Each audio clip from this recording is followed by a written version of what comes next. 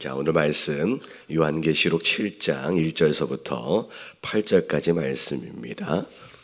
요한계시록 7장 1절서부터 8절까지 말씀.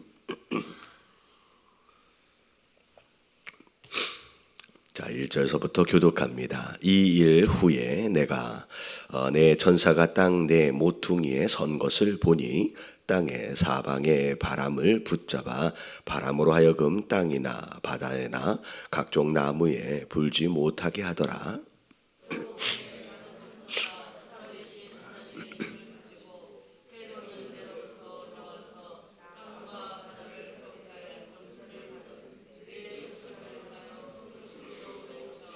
자, 이르되 우리가 우리 하나님의 종들의 이마에 인치기까지 땅이나 바다나 나무들을 해치지 말라 하더라.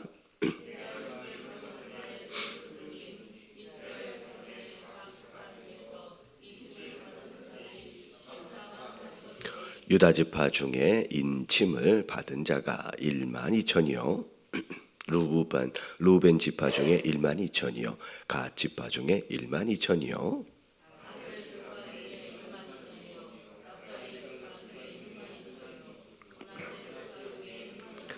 시므온 지파 중에 1만 2천이요 레위 지파 중에 1만 2천이요 이사갈 지파 중에 1만 2천이요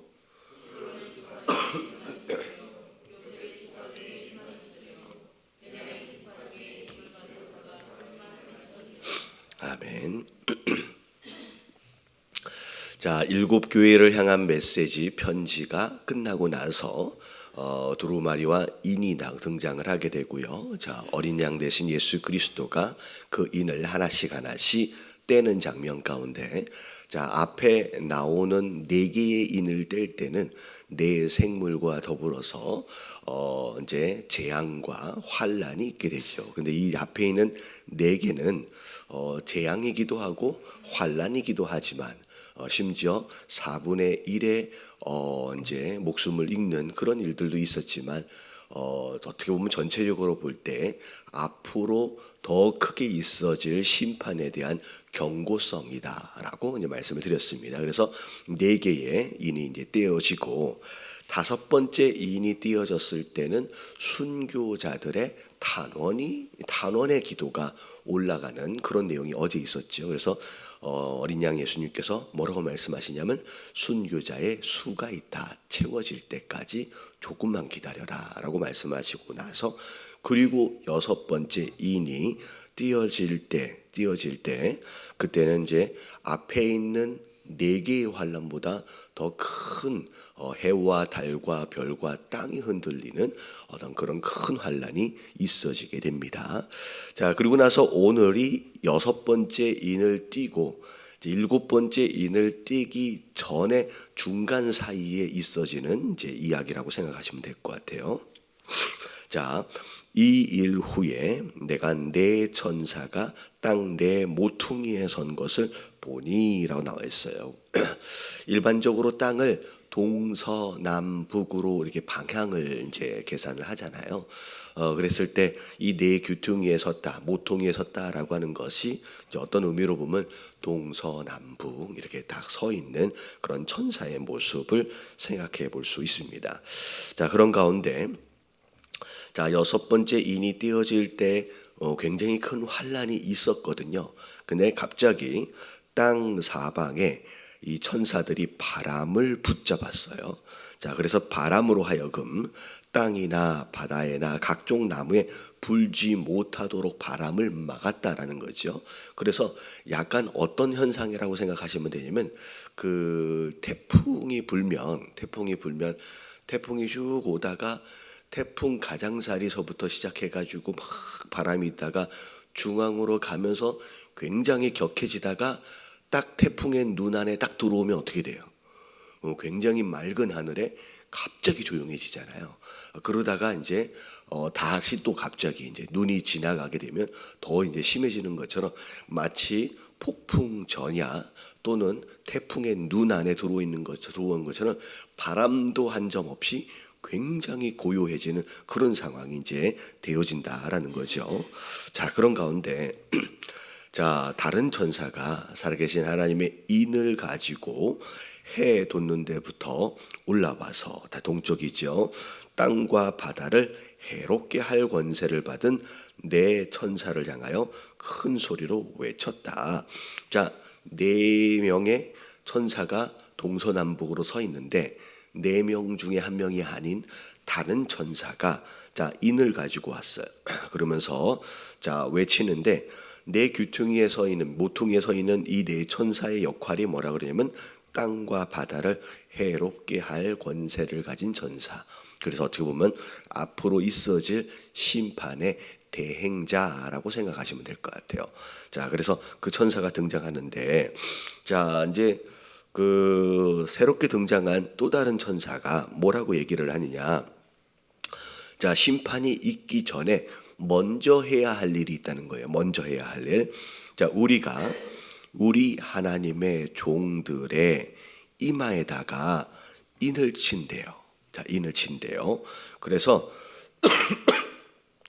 인을 칠 때까지는 땅이나 바다나 나무들을 해하지 말고 기다려라 라고 하는 거예요. 그래서 자 여기 3절에 등장하고 있는 하나님의 종들, 종이라고 표현하는 것으로 봐서 자 하나님의 소유된 자, 그리고 하나님의 일을 맡은 자, 그리고 하나님의 일에 충성을 다하며 순종하는 자라고 생각하시면 될 것 같아요. 그래서 일반적으로 그냥 믿는 자라고 하는 정도를 좀 넘어선 앞으로 어떤 일들이 있어질 때 그 사명과 사역에 충성을 다하여 어찌 보면 그 일들을 감당해야 할 그런 존재로 종이라고 하는 표현을 이제 쓰게 됩니다. 자, 그래서 자, 이 사람들의 이마에다가 인을 친다라고 하는 거, 이마에다가 인을 친다라고 하는 것은 누구나 볼 수 있는 장소예요. 누구나 볼 수 있는 장소.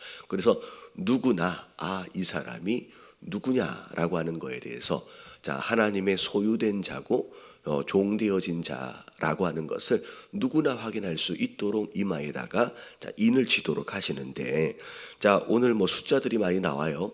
굉장히 예민하고 민감한 숫자들인데 4절에 보니까 내가 인침을 받은 자의 숫자를 들으니까 이스라엘 자손의 각 지파 중에서 인침을 받은 자들이 자 몇 명이래요?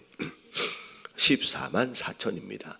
자, 이게 뭐 신천지도 마찬가지고 여러 이단들이 종종 사용하는 숫자입니다.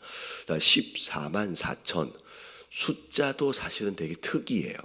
어떻게 14만 4천이라는 숫자가 나왔을까라고 하는 것에부터 도대체 이 사람들이 누굴까라고 하는 그런 생각. 자, 이 숫자를 굉장히 애매하게 뭘 곱하고 뭘 곱해가지고 나온 숫자다라고 이상하게 해석을 할 수도 있는데 이건 어려운 해석이 아닙니다. 숫자가 나온 걸 보면 자 5절서부터 오늘 읽어본 8절까지의 내용을 보니까 이스라엘의 12지파가 쭉 나와요. 자, 그 안에 자 에브라임 지파 대신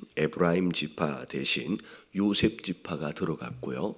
자 그리고 갓 지파가 빠지고 레위 지파가 들어가 있습니다. 그래서 우리가 알고 있는 이스라엘의 12아들과 조금 뭐라 그럴까요? 좀 차이가 살짝 있습니다. 그래서 단 지파가 빠지고 그리고 에브라임 지파, 그러니까 므낫세와 에브라임으로 나눠지는데 요셉이 그냥 에브라임이 이제 요셉으로 기록이 되어 있습니다. 그래서 이게 조금 이따 설명을 좀 드리겠지만 일단은 12지파의 내용이 나오고요. 자, 유다 지파서부터 시작을 합니다. 원래는 르우벤이 첫 번째 아들인데 자, 유다가 영적 맏아들이 되죠. 영적 맏아들. 그래서 유다 지파가 먼저 나와요. 자, 그래서 유다 지파 중에 인침을 받은 자가 몇 명이래요? 1만 2천 명. 자, 1만 2천 명은 딱 그 숫자가 아니라 상징적인 숫자예요. 자, 성경에 자 3이라고 하는 숫자와 10이라고 하는 숫자와 12라고 하는 숫자는 완전 숫자입니다. 완전 숫자. 그리고 7이라는 숫자까지. 그래서 가득 채워졌다라고 하는 것을 의미하는 거예요. 그래서 삼위일체 하나님 할 때 모자람이 없는, 그리고 7이라는 숫자가 완전 숫자예요. 그래서 7이라는 숫자가 완전 숫자인데 거기에서 하나가 빠지면 6인데 6이 무슨 숫자예요? 짐승의 숫자가 됩니다. 그래서 완전하지 않은 하나가 모자라면 짐승의 숫자예요. 자, 7 그리고 10이라는 숫자가 완전 숫자, 그리고 12라고 하는 숫자가 완전 숫자예요. 그래서 예수님의 제자들의 숫자가 몇 명이에요? 12명, 이스라엘의 12지파에서 12가 완전 숫자. 그래서 가득 채워졌다, 완전하다라고 하는 것을 의미하는 게 12고, 12 곱하기 뭐가 되냐면 1000이 되는 거예요. 1000이라고 하는 숫자는 성경에서 많다라는 숫자예요. 그래서 무엇인가가 많다라고 표현할 때 만만이요, 천천히요 라고 얘기를 하는 거지요. 그래서 유다 지파에서 정확하게 12,000명이 나온다는 얘기가 아니라 유다 지파에서, 그리고 각 지파 안에서 완전히 채워진 숫자, 그리고 많은 숫자의 사람들이 그 인을 받게 된다라고 하는 것을 의미한다라고 생각하시면 됩니다. 그래서 유다 지파서부터 저 밑에 있는 베냐민 지파까지 전부 다 각 지파마다 12,000명이 다 채워져서 선택을 받는 거죠. 자, 그래서 12,000 곱하기 12지파니까 12 하니까 몇 명이 나와요? 14만 4천 명이 나오는 거예요. 그래서 뭘 어떻게 이렇게 계산해보고 저렇게 계산해보고 그거 아니라 기본적인 완전 숫자와 많다라는 숫자가 각 지파마다 선정이 되고, 그 지파가 12지파이기 때문에 다 더하니까 14만 4천. 그래서 그 14만 4천은 특별한 어떤 의미를 갖기보다는 각 지파들 안에서 하나님의 선택을 받은, 하나님의 종 되어진 완전하고도 많은 숫자들이 부르심을 받고 선택을 받는다라고 생각하시면 되겠습니다. 자, 그러면 자, 여기서 말하고 있는 14만 4천은 누굴 얘기를 할까? 이 신천지라든지 이단 안에서는 요 숫자 안에 들어가야지 구원을 받는다라고 얘기를 하는데, 자, 이 14만 4천은 누구 가운데서 뽑아진 숫자냐면 이스라엘 자손으로부터 뽑아진 숫자입니다. 자, 성경에 보면 또 다른 난해적인 해석들 가운데 하나가 뭐냐면, 이스라엘 자손 하면, 자, 이게 육신적인 이스라엘 자손, 실제로 야곱의 후손을 이야기하는지, 아니면 영적인 이스라엘 해서 아브라함의 믿음을 가지고 구원받은 모든 성도들을 이야기하는지 조금 어려울 수 있어요. 근데 자, 물론 이것도 어떤 분들은 육적인 실제 이스라엘 자손의 14만 4천을 이야기한다, 아니면 믿음의 어떤 영적인 이스라엘 안에서의 14만 4천을 의미한다라고 해석을 하시는 분들도 있습니다. 근데 이제 뭐가 맞다 틀리다라고 하는 것을 정확하게 이야기할 수는 없어요. 자, 하지만 8절 다음에 9절 말씀에 보면, 자, 9절 말씀에 보면, 자, 9절만 한번 읽어볼게요. 다 같이 시작.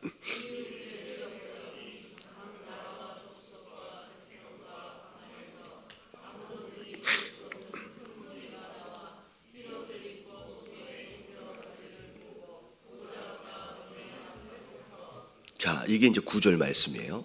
자, 앞에 14만 4천, 이스라엘 가운데서 14만 4천이 선택이 되어지고, 그 다음에 9절 말씀에 그 일이 있고 난 뒤에 어떤 큰 무리들이 등장을 하는데, 자, 큰 무리들은 자, 숫자를 셀 수 없는 또 다른 무리들입니다. 14만 4천이 아니에요.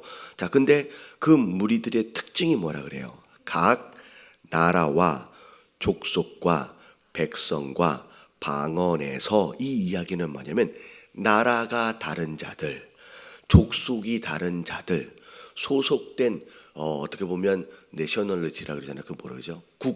국적이 다른, 이게 백성이거든요. 국적이 다른 자들, 심지어 말하는 랭귀지가 다른 자들이 셀 수가 없이 모여 있는데 큰 무리들이 어린 양 앞에 서 있다라는 내용이 나오는 거죠.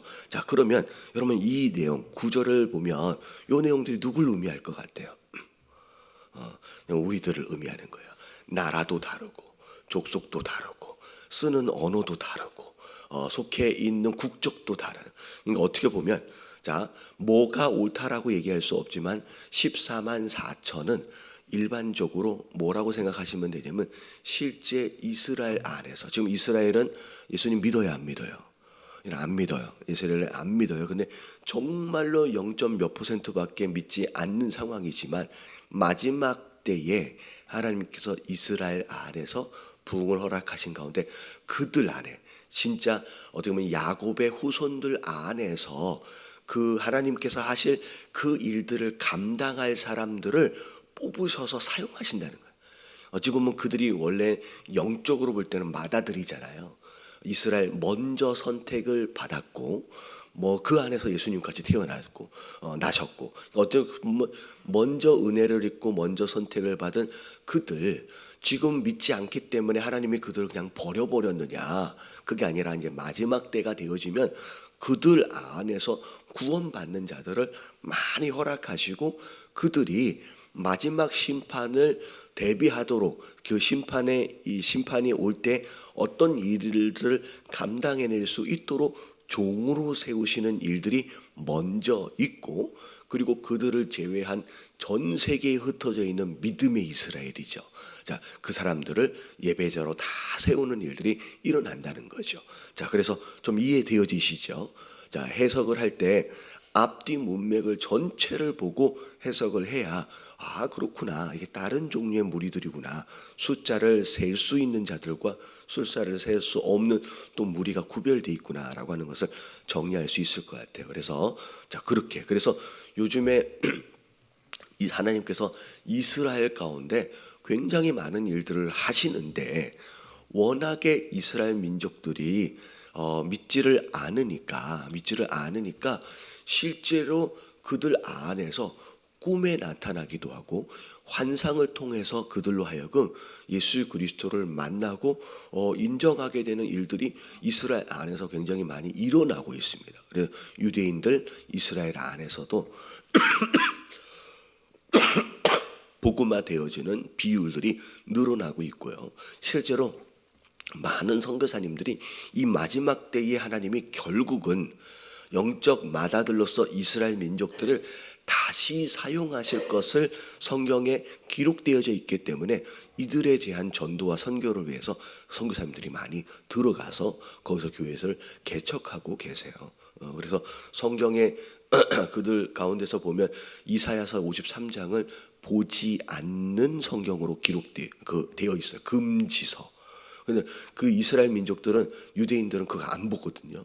근데 그것을 보면서 해석을 하는 가운데 이게 예수 그리스도에 대한 예언이구나, 예수 그리스도의 삶을 보여주면 그들이 점차적으로 깨닫는 역사들이 일어납니다. 그래서 자, 마지막 때 하나님께서 이스라엘을 버리지 않으시고 결국은 다시 끌어다가 마지막 심판을 준비할 하나님의 종으로 사용함과 동시에 나중에 또 이제 온 세계에 흩어져 있는 우리 진짜 믿음의 이스라엘들이 함께 또 모여서 하나님을 예배하고 찬양하는 그런 일들에 대한 장면이 오늘 설명에 나와요. 자, 그리고 한 가지 이제 아까 지금 보니까 단지파가 빠집니다. 자, 그러면 단지파는 그러면 구원을 못 받는 것이냐? 자, 오늘 이야기하고 있는 이 14만 4천은 하나님 여호와의 종으로 부르심을, 하나님의 종으로 부르심을 받는 자들이에요. 근데 단지파가 나중에는 나옵니다. 나중에는 자, 에스겔이나 이런 데를 보면 이 단지파가 새 땅을 분배를 받는 장면이 나와요. 그렇기 때문에 단지파 중에서 구원을 못 받는다는 얘기는 아니고요. 어떤 이유로 인하여서 이 일에는 참여하지 못하도록 배제되어진 것이 아닌가. 그래서 창세기 49장 17절에 보면 단지파에 대해서 뭐라고 설명하냐면 길에 뱀이다. 첩경의 독사다.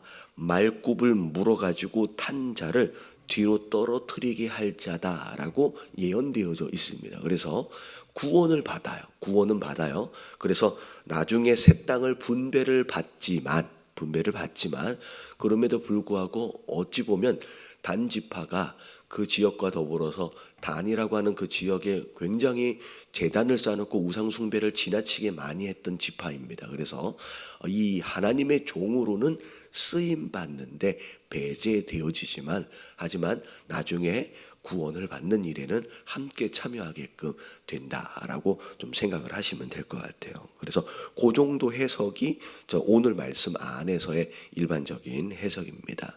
자, 그래서 결국은 하나님께서 마지막 때에 누군가를 세우셔서 그 심판을 예비하게 하시고 준비하게 하신다는 거예요. 어찌 보면 이 14만 4천에 우리가 들어가느냐 아니냐라고 하는 거에 대한 해석을 떠나서 마지막 때가 되어지면 마치 예수님이 초림하실 때 세례 요한을 통하여 예수 그리스도가 오는 길을 예비하셨던 것처럼 마지막에 재림하실 때도 누군가를 통하여 다시 오실 예수님의 길을 예비할 자들이 필요하다라는 거예요. 어찌 보면 시간적으로 그냥 때가 되어지면 예수님이 오신다 그런 내용이 아니라 때는 점점 가까워 오고 있잖아요. 말세 지말이라고 해서 어떤 그 나타나는 현상들과 징조들을 보면 예수님이 오시는 것이 가까우고 있다라고 느낄 수 있거든요. 근데 그냥 닥쳐오는 어찌 보면 심판이 아니라 재림이 아니라 세상 사람들은 그렇게 맞이할 거예요. 그냥 살다가 마치 갑자기 노아 때 홍수가 밀려오는 것처럼 정말로 그 심판과 재림을 닥쳐오듯 맞이하게 될 거예요. 이제 경험하게 될 거예요. 근데 우리는 그래서는 안 된다는 거예요. 그냥 막 정신없이 살다가 갑자기 도둑처럼 오는 그 마지막 재림과 심판을 닥쳐오듯이 경험할 자들이 아니라는 거예요. 오늘 하나님의 인을 받은 하나님의 종들처럼 우리는 그 마지막 예수 그리스도가 오시는 것의 재림을 심판을 우리가 그 길을 위해서 준비하고 예비해야 될 사람들인 줄로 믿습니다. 그래서 요한계시록에 나와 있는 성도들은 이 마지막의 심판과 재림을 닥쳐오듯 맞이하는 게 아니라 어서 오시옵소서라고 준비되어진 상황 가운데 그분을 맞이한다라는 거예요. 여러분 오늘 하루를 어떻게 살아가야 하느냐라고 하는 게 굉장히 중요한데 이런 마음으로 살아요. 그냥 열심히 그냥 무엇인가에 매달려서 막 쫓겨가듯 살다가 끝났네. 여러분 이 종말이라고 하는 것은 여러분 우주적 종말, 정말 이 땅이 마지막으로 맞이하게 될 우주적 종말도 있지만 여러분 개인적 종말이 있어요. 여러분 언제 이 끝이 올지 몰라요. 우리 인생이 솔직히 오늘 나가면서 무슨 일이 일어날지를 모르고 살잖아요.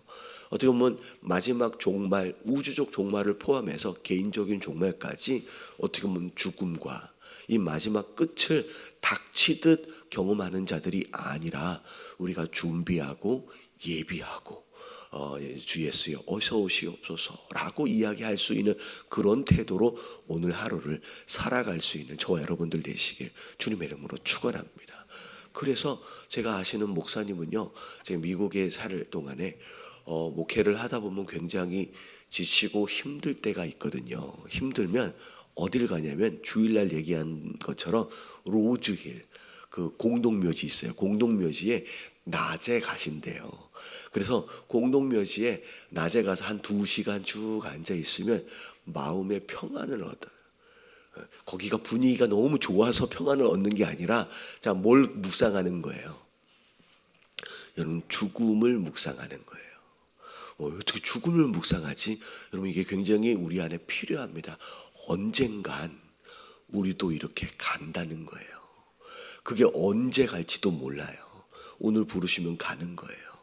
그런 인생을 살아가면서 과연 내가 무엇을 붙잡고 그 아둥바둥하면서 살고 있잖아요. 금방 어떻게 보면 가면 뭐 하나 주머니에 넣고 갈 수 있는 게 아니라 어떻게 보면 다 놓고 그렇게 가야 할 인생인데 라고 하는 것을 묵상하면서 내가 이 하루 또 내일을 어떻게 살아갈지를 마음을 정돈하신다라고 말씀을 하시더라고요. 그래서 우리가 오늘 하루 살아갑시면서 너무 지나치게 불필요한 거, 어떻게 보면 다 놓고 가야 할 무엇인가에 아둥바둥 매달려서 사는 것이 아니라 그런 것 같아요.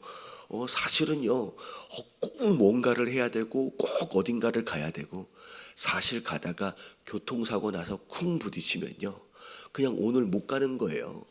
병원 가야 되니까, 아프니까.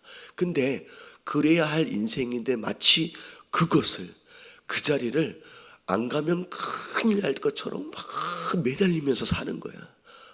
그러면 뭐가 안 될 것처럼. 여러분, 인생은요 쿵 부딪히면 가는 거예요. 그래서 내가 지금 뭐에 아둥바둥 매달리고 있느냐라고 하는 것을 보시면서 그것이 결국 다 놓고 가야 할 그런 세상적인 것들이라고 한다면 지나치게 집착하지 마시고, 어찌 보면 마음을 쭉 내려놓은 다음 가운데 정말 영원한 것에 우리의 마음과 우리의 삶을 잘 투자하심으로 말미암아 어떻게 보면 좋은 경영을 이 하루를 해갈 필요가 있다라는 거예요. 그래서 여러분 막 아둥바둥 오늘도 그렇게 막 쫓기듯 하지 마시고 좀 내려놓으시고, 하나님 마지막 때를, 재림을, 이 심판을 마음으로 잘 준비하면서, 또 내가 언제 갈지는 모르잖아요. 그 마음으로 오늘 하루를 평안하게, 막 매달리면 이 분주해지거든요. 평안하게 기쁨으로 살아갈 수 있는 이 하루가 되게 해달라고 우리 다 같이 주님 한번 부르시고 통성으로 기도합니다. 시작.